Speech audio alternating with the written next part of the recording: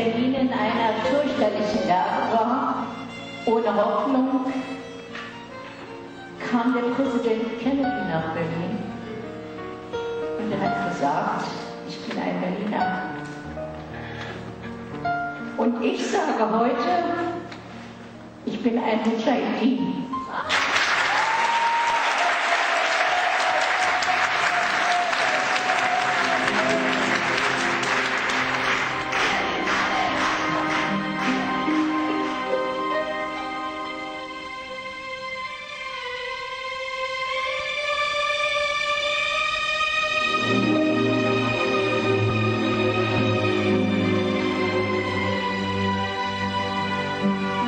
Ich habe bei der letzten zusammenstehen und das bin ich.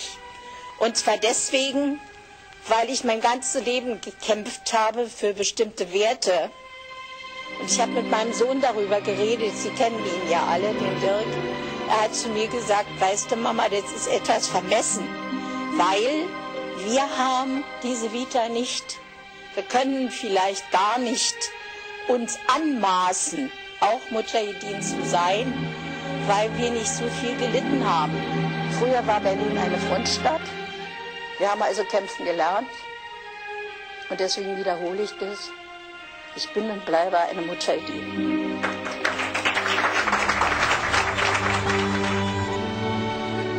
Neulich war mein Sohn bei euch. Er hat gedacht, er schämt sich.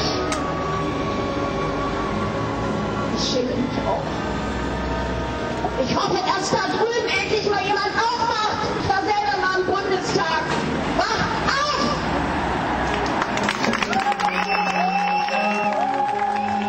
خانم اینگرید هولسوتر، رئیس کمیته آلمانی همبستگی برای ایران آزاد و سیاستمدار انسان دوست و محبوب مردم برلین که او را برای 3 دوره به عنوان نماینده خود در مجلس فدرال آلمان برگزیدند، روز جمعه 3 مهر ماه 25 سپتامبر در پی یک بیماری چند ماهه در سن 74 سالگی در برلین درگذشت.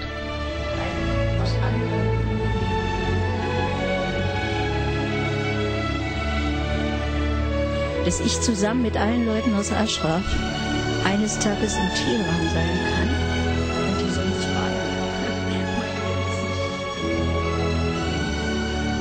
خانم هولسوتر که 10 سال نماینده پارلمان برلین و 12 سال نماینده مجلس فدرال آلمان بود، از محبوبترین سیاستمداران زن برلین به شمار می رفت و در طی سالیان از رهبران سازمان زنان سوسیال دموکرات آلمان بود. اینگرید هولسوتر در سال 2005 کمیته آلمانی همبستگی برای ایران آزاد را بنیان گذاشت که اکنون 10 تن از نمایندگان مجلس فدرال و مجالس ایالتی آلمان و شخصیت‌های سیاسی و اجتماعی و حقوق بشری آلمان در آن عضویت دارند.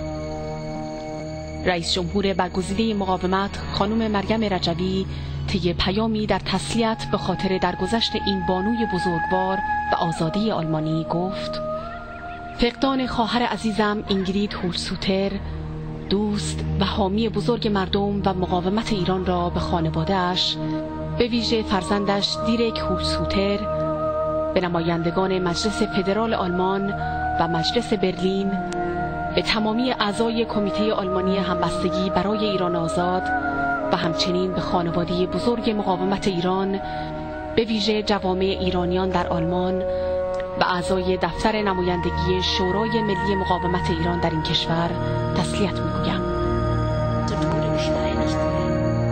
Menschen, die an Kränen aufgeknüpft werden, damit ein wunderbares Miteinander angeboten. خانم رجبی افزود: خاطره این زن بزرگ و حمایت‌های سرشار از صفا و صمیمیت اینگرید هولسوتر و اوج احساس مسئولیت، صداقت و شرافت سیاسی و اخلاقی او در تاریخچه مقاومت مردم ایران برای آزادی برای همیشه باقی خواهد ماند. این زن آزاده که به رغم تمامی مسئولیت‌ها و کارهای فشرده پارلمانی و سیاسیش در طی 15 سال با تمام توان و با تمام وجود به حمایت از مردم و مقاومت ایران برخاسته بود، در برهه اخیر و از روزی که خبر حمله به اشرف و جنایت‌های ضد انسانی مهاجمان را شنید، به رغم بیماری سر از پا نمی شناخت و در دفاع از مجاهدان اشرف و از ارزش‌ها و اصول انسانی لگدمال شده آرام و قرار نداشت. هر روز بر بالین اعتصاب غذا کنندگان و متحسنان در برلین حاضر بود و هر روز برای حمایت از مجاهدان اشرف عهدی دوباره می‌بست.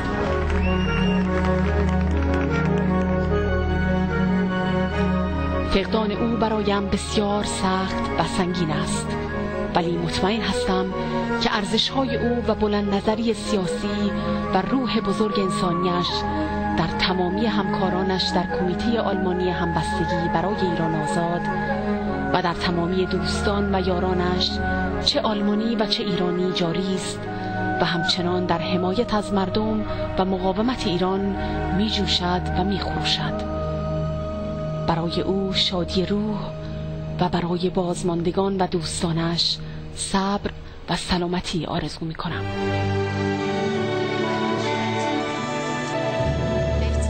Von mir, die hier versuchen, die Geschicke dieses Landes zu leiten. Schön, dass Sie alle da sind. Salam Ashraf.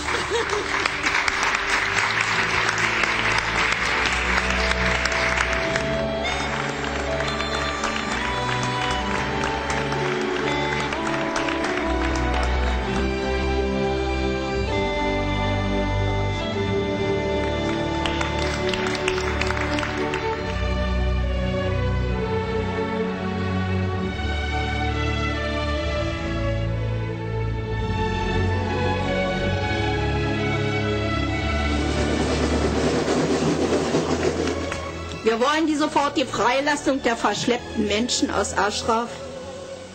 Die Bundesregierung soll unverzüglich eine Delegation nach Ashraf entsenden, damit sie sich ein eigenes Bild machen können. Die USA soll den Schutz von Ashraf wieder übernehmen und eine multinationale Kraft soll den Schutz dann anschließend wieder übernehmen. Sie haben Ashraf aufgebaut mit ihren eigenen Händen und sie haben ein Recht darauf, dort zu verbleiben. Und meine Schwestern, ich wünsche euch, dass ihr die Kraft behaltet, die ihr bis jetzt aufgebracht habt. Salam Ashraf. Salam.